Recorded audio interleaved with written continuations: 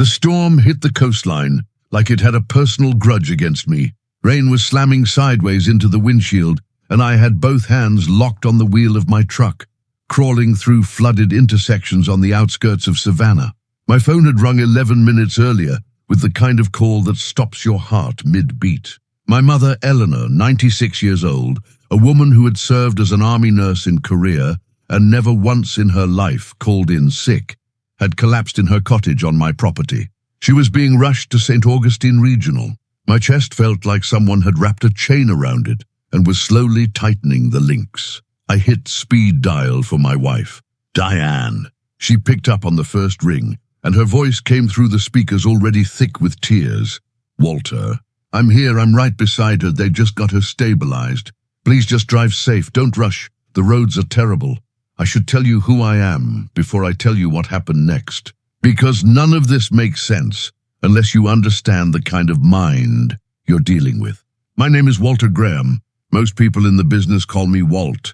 I'm 68 years old, and for 39 years, I have run Graham Development Group, a commercial real estate and construction empire I built from a single rented backhoe and a stack of unpaid invoices into a $65 million company with projects stretched across 4 states. You do not survive 4 decades of negotiating land deals, zoning fights, and hostile buyouts without developing an instinct for numbers that never, ever turns off. Distances, timelines, costs. My brain does it automatically, the way another man's heart beats without him thinking about it, and that is exactly the instinct that went off like a fire alarm the moment Diane told me she was already at the hospital. Diane had texted me photos from her yoga retreat only 18 minutes before my mother's collapse. That retreat sits 40 minutes outside the city on a good day, on dry roads with no traffic. Tonight, with this storm turning every intersection into a lake and half the interstate shut down for flooding, there was no possible way she could already be sitting at my mother's bedside. The math didn't just look suspicious, it was impossible. How is she? I asked, keeping my voice level, swallowing the spike of adrenaline crawling up my spine. She's unconscious, Walter. They've got her on monitors. The doctors are running around like crazy. I could hear it then, a steady, rhythmic beeping in the background of the call. Too steady, too clean, like a sound effect looping on a device rather than the erratic, layered noise of an actual hospital floor. I'm 8 minutes out, I said, and merged hard into the next lane, ignoring a horn blast from a delivery van. Drive safe. I love you, she said, and the call clicked off soft and gentle, like she hadn't just handed me a script full of holes. I did not scream. I did not pound the dashboard.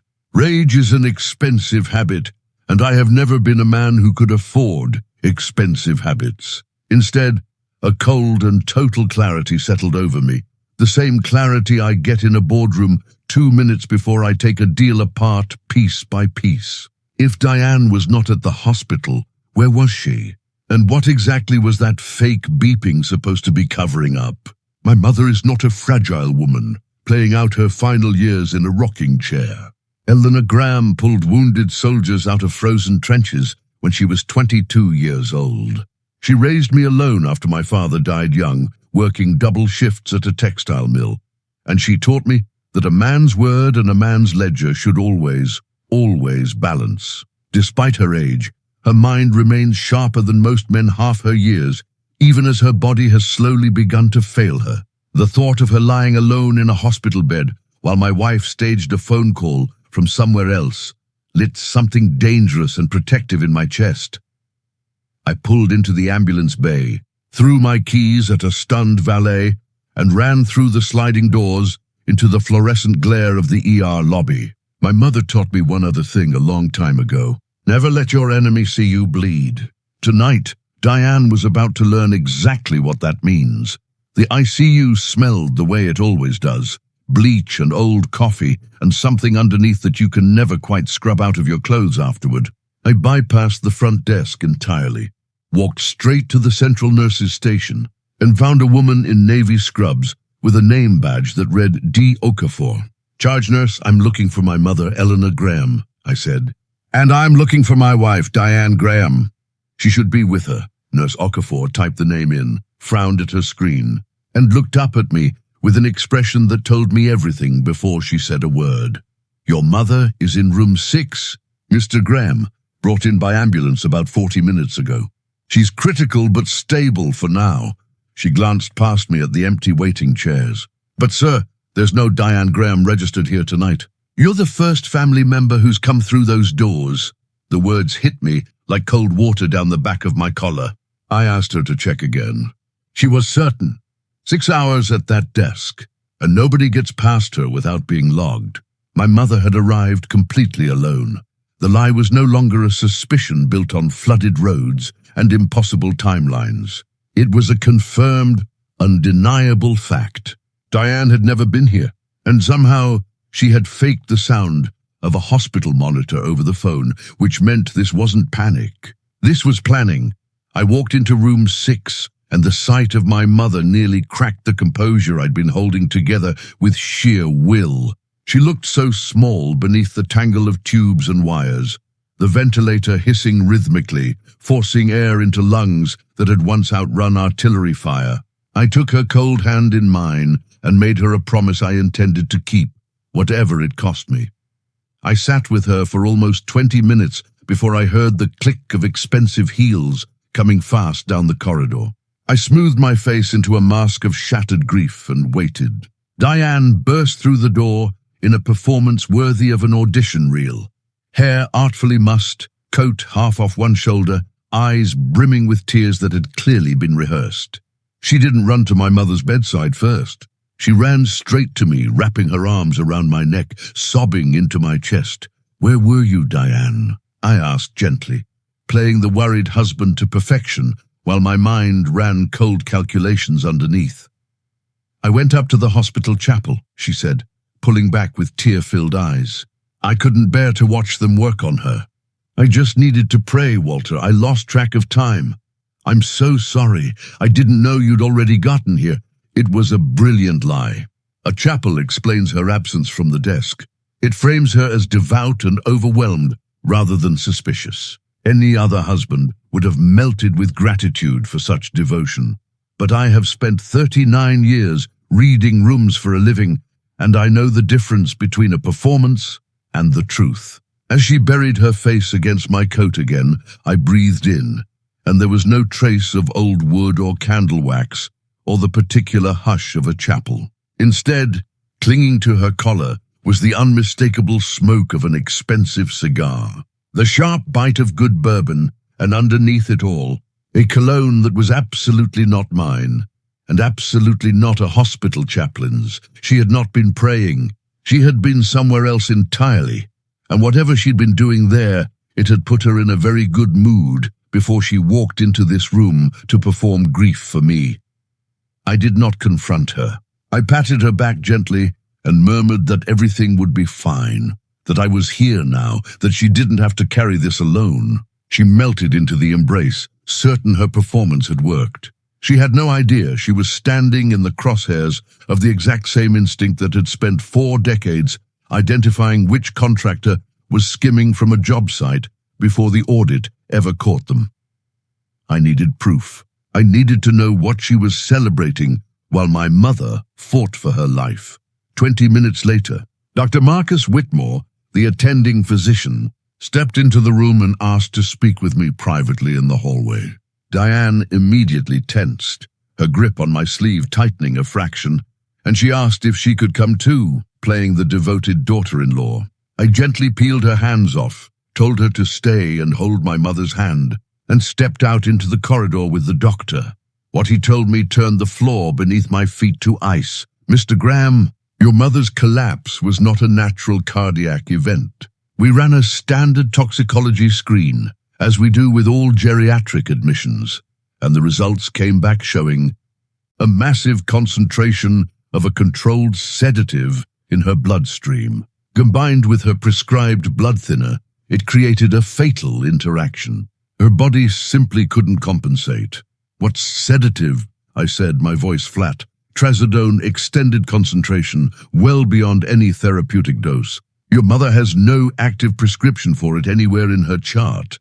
The floor did not just tilt. It fell away entirely, because I have an active prescription for exactly that medication. 2 years ago, after a brutal quarter fighting off a hostile land grab from a competitor, my doctor put me on it for chronic insomnia. I keep the bottle locked inside, a biometric safe in my private bathroom in the main house. My mother lives independently in her cottage, on the far side of the property, 60 yards away, with her own caregivers and her own pill organizer. She has no access to my safe, and no reason to want that medication. There is exactly one other person in that house who knows the manual override code for my safe, because she watched me punch it in on the one occasion the fingerprint scanner glitched. Diane, my wife, had not simply left my mother to suffer a medical emergency alone. She had caused it. She had crushed my own sleeping pills, walked across the lawn to the cottage, and fed them to a 96-year-old woman, knowing full well the combination with her heart medication would nearly kill her. This was not negligence. This was attempted murder, executed with my own prescription bottle as the weapon, which meant that if my mother died tonight, every arrow of suspicion would point directly back at me. I thanked the doctor, told him I needed a moment to process, and walked back into that room, wearing the same mask of devastated exhaustion Diane had worn 20 minutes earlier. I told her I needed to retrieve my mother's advance directive from the safe in the cottage, that the doctors needed it for the paperwork. Diane did not hesitate for even a second. "Go, Walter. Go right now. I'll stay with her. I won't leave her side, I promise." She wanted me gone. She was practically pushing me out the door. And that eagerness told me everything. Whatever she needed from me tonight wasn't finished yet. The cottage was dark and silent when I pulled into the driveway. I stepped inside, flicked on the lights, and found exactly the scene Diane had described over the phone, carefully staged for anyone rushing to a medical emergency. A lamp knocked over, a reading chair shoved sideways, a shattered teacup on the rug, with a dark stain soaked deep into the fibers. But I have spent decades walking construction sites looking for the one detail that doesn't match the blueprint. And nothing about this scene matched a woman collapsing from cardiac distress. A person having a heart attack drops. They do not throw furniture. And the stain from that teacup wasn't splashed in the chaotic pattern of an accidental drop. It was pulled tight and deliberate, the mark of a cup poured out and then smashed on purpose. This was theater, and theater takes time to build, which meant Diane had spent precious minutes here staging a crime scene instead of calling an ambulance immediately, which meant she was looking for something specific before she ever dialed 911. My mother is a woman of rigid order, a habit forged in field hospitals decades ago. Everything in her home sits exactly where it belongs, which is why the crooked picture frame on the far wall stopped me cold. A framed photograph of her army unit, hanging noticeably tilted, something she would never in 100 years allow to sit askew. I crossed the room and swung the frame outward. Behind it sat a small wall safe I had installed for her 5 years ago, for her important papers and a few sentimental keepsakes. The keypad light was dark. The door hung open, empty. She hadn't come here to check on my mother's comfort. She had come here to breach this safe. And the only documents of any real weight my mother kept in it were her healthcare directive and the power of attorney naming me as her sole decision maker. Someone had just stolen the legal instruments that determined who controls life and death decisions in this family. And I had a sick, sinking feeling about who was about to magically find replacement documents. I didn't need to tear the house apart looking for more answers. I already had a tool far more valuable than my own eyes, one I'd quietly installed 8 months earlier after my mother suffered a minor fall in her kitchen. I'd proposed a full security system to monitor her safety.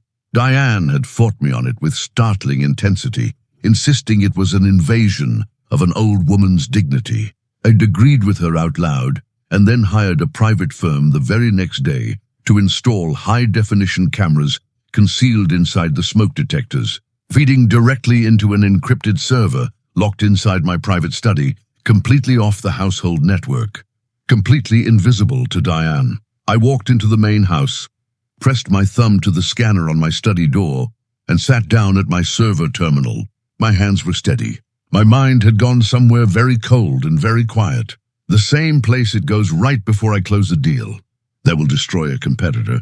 I pulled the footage from the last 4 hours and pushed the timeline back to the beginning of the evening. At 6:50 p.m., the cottage door opened. Diane walked in wearing casual clothes, carrying a small tray with a steaming cup of tea. She smiled warmly at my mother, who was reading in her chair. She set the tray down, positioned her body to block my mother's line of sight, and pulled a small folded paper from her cardigan pocket. Inside was a fine white powder. She tipped it into the tea and stirred it with a spoon, her movements calm and practiced. The same casual motion you'd use, adding sugar to your morning coffee. My mother drank it without hesitation, thanked her for the tea, and within minutes her hand flew to her chest. She gasped, dropped the cup and collapsed out of the chair onto the rug. Diane didn't move to help her. She simply stood there, checking her watch, waiting. 10 minutes later, the front door opened again, and a young man in a hooded jacket stepped inside, shaking rain off his shoulders. My stomach dropped into a pit of disgust. It was Caleb, Diane's 30-year-old son from her first marriage, a man I had bailed out of debt twice, funded a failed business venture for, and given a well-paid consulting title at my company purely to keep him afloat. Caleb glanced at my mother's body convulsing on the floor and did not so much as flinch. He stepped over her, literally over her failing body, and walked straight to the crooked photo frame. He pulled out a small black electronic device, pressed it against the safe's keypad, and within 30 seconds, the lock clicked open.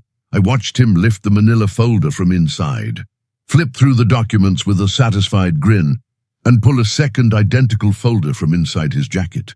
He swapped them, sliding fresh, forged papers into the safe and pocketing the real ones, then sealed the door shut. Then he calmly staged the room, knocking over the lamp, shoving the chair, kneeling to smear the spilled tea deeper into the rug fibers to sell the story of a chaotic medical collapse. I turned the audio all the way up. "Did the old lady drink it?" Caleb asked, his voice disturbingly casual. "Every drop," Diane replied, flat and cold. "Call it in, but wait 20 minutes before you dial." 20 minutes? If we wait, she might actually die on the floor.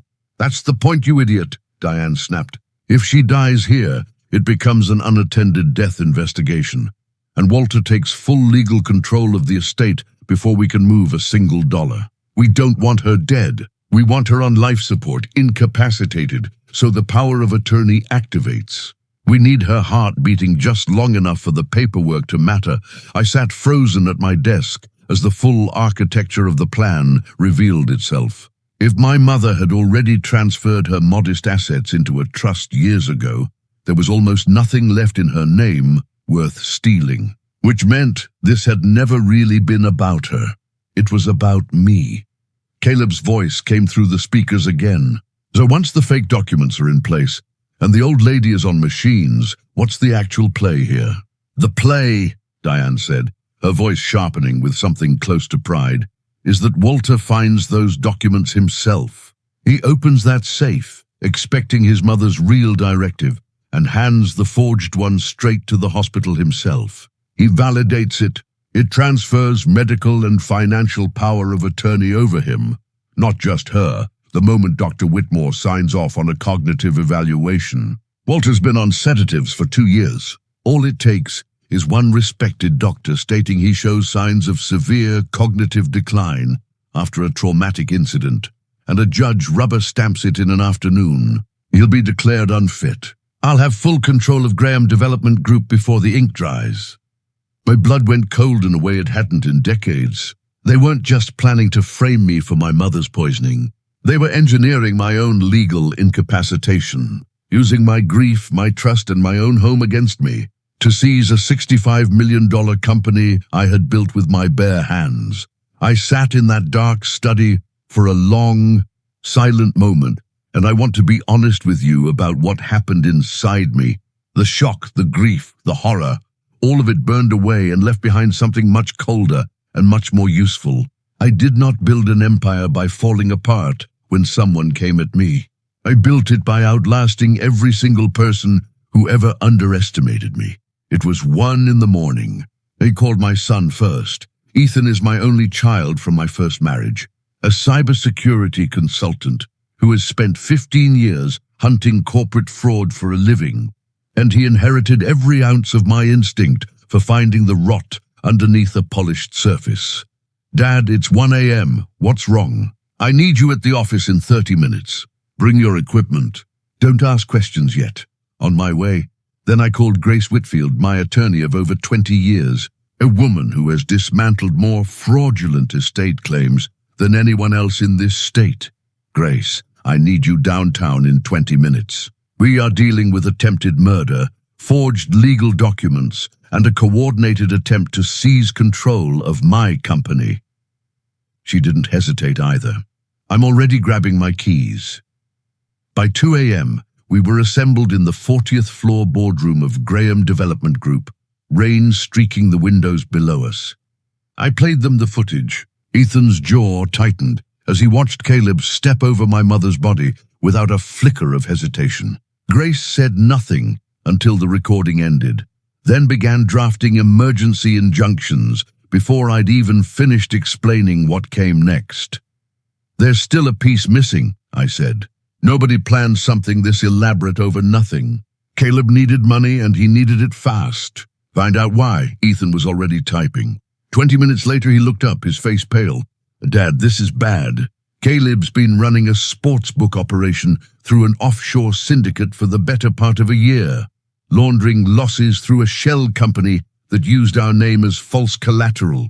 He's underwater to the tune of $3.8 million, and the syndicate sold his debt to a collection outfit that doesn't send lawyers. They sent him a 48-hour deadline 3 days ago. If he doesn't pay, they're not suing him. They're coming for him, there it was. Caleb was a dead man walking, and Diane, watching her son dig his own grave, had chosen to orchestrate the destruction of an entire family rather than lose him. She couldn't simply ask me for $4 million to bail him out again. I'd have refused and cut him off completely. She needed unrestricted, unquestioned control of my finances, fast enough to beat probate court, fast enough to beat a killer's clock. There's still a hole in this, I said. Whitmore is a respected neurologist. He wouldn't sign a fraudulent cognitive decline affidavit off Diane's word alone, not without real risk to his license. Ethan was already cross-referencing bank records. 2 minutes later, he found it. A $500,000 wire transfer routed through 3 shell entities, landing in a blind trust in the Caymans, whose sole beneficiary was Dr. Whitmore's wife. They had bribed him. My physician, the man I trusted with my own health for 2 years, had already agreed to sell my freedom for $500,000. I looked at Grace. Draft everything. Asset freezes, counter affidavits, contact the Bureau's Financial Fraud Division, but tell them to hold position until I give the signal. We are not going to stop this trap from closing. We're going to let them walk all the way inside it, and then we're going to lock the door behind them. At 5 in the morning, my phone rang. Diane's name lit up the screen. The 20-minute delay had expired. The ambulance had arrived, and the next act was ready to begin. I answered, forcing a tremor into my voice. Diane? Walter, you need to come now, please. They need you to sign the emergency proxy forms. Her organs are failing. Dr. Whitmore says we have to act fast. I told her I was coming. Let my voice crack the way a genuinely broken man's voice would crack, and hung up. Then I looked at Ethan and Grace. They're moving into the final act. Let's go give them their premiere. I drove to the hospital, and sitting alone in the parking garage, I rebuilt myself into exactly the man they expected to walk through those doors. Shoulders slumped, breath ragged, eyes hollow. By the time I reached the ICU corridor, I was no longer the man who had just spent 3 hours dismantling an international fraud conspiracy. I was a broken, aging husband, wandering blindly into what he believed was the worst night of his life. Diane, Caleb, and Dr. Whitmore stood outside my mother's room in a perfectly staged triangle of concern. Diane rushed to me, sobbing into my chest with theatrical precision. Her makeup smudged just enough to look real. Walter, she's barely hanging on. The machines are doing everything, she wept. Caleb put a heavy hand on my shoulder. We've got you, Walt. Whatever you need. I nodded mutely, not trusting myself to look at him directly. Dr. Whitmore stepped forward with a clipboard, his voice smooth and clinical.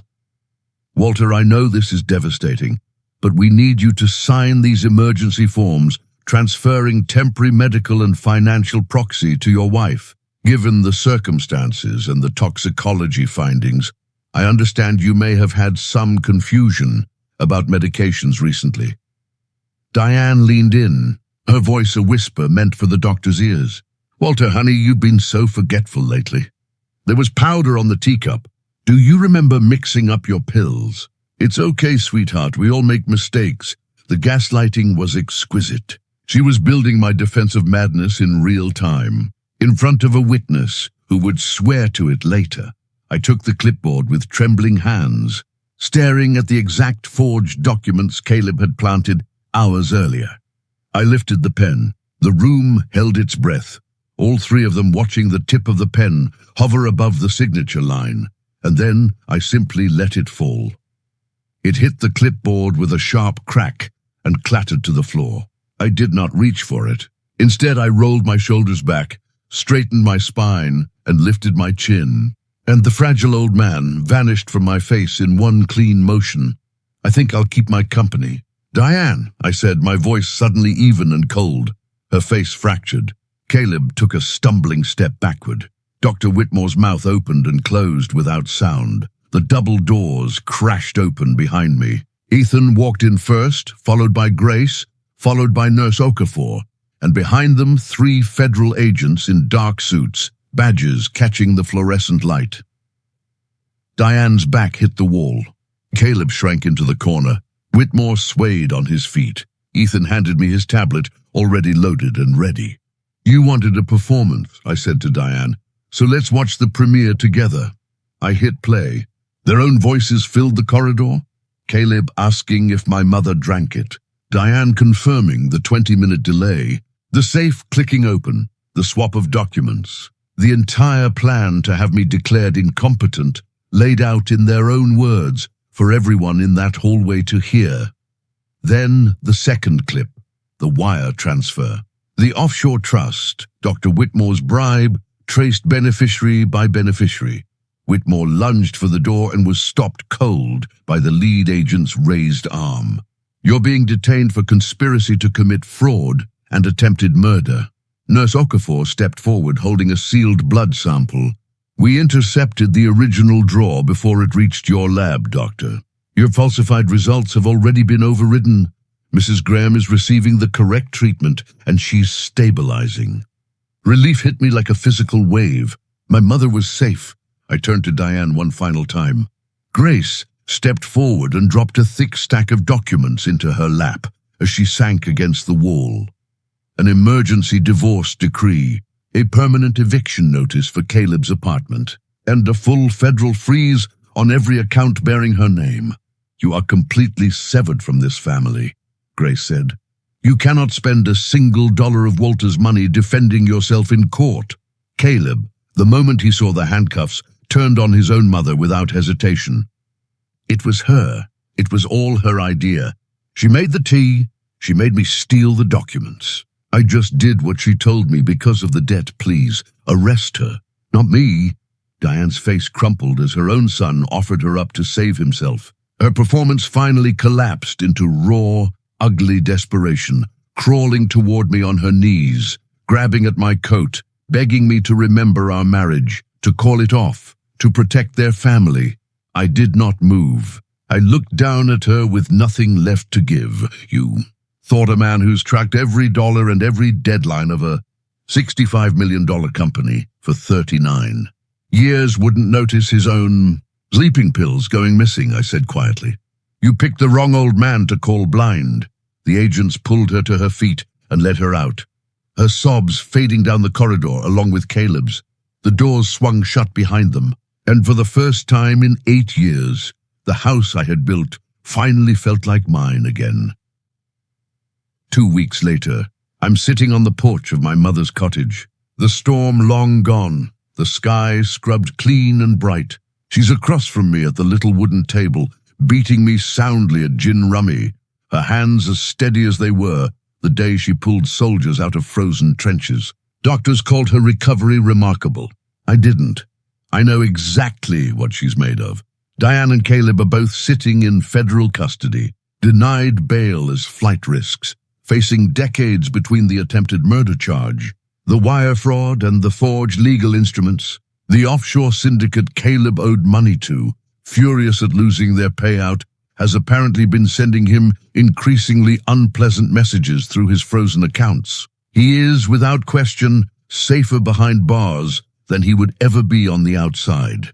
Dr. Whitmore lost his medical license within days. Facing a lengthy sentence, he's cooperating fully with federal investigators, which has apparently opened up an entire pattern of similar bribes involving other wealthy patients. His name will never again mean anything good in this state.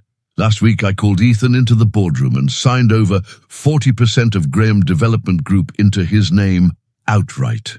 He didn't cry or make a speech. He shook my hand, sat down, and started outlining an expansion plan into 3 new markets before I'd even put the pen down. That's my legacy, sitting right there, steady and sharp, exactly the way it should be. I look out over the land I spent 4 decades building, and for the first time in a very long time, the air feels clean. The predators are gone. The house is quiet. And I no longer have to pretend to be a foolish old man to keep the people I love safe, because it turns out I never needed to pretend. I just needed them to underestimate me long enough to make their move. My mother slides her last card across the table and grins at me the way she has my whole life. Your turn, Walter. I pick up my hand and smile back. Never mistake a quiet man for a blind one. Some of us are simply waiting, watching, counting every single number, until the exact moment the math finally works in our favor. Has someone you trusted ever shown you their true face when you least expected it? Tell me how you handled it in the comments below.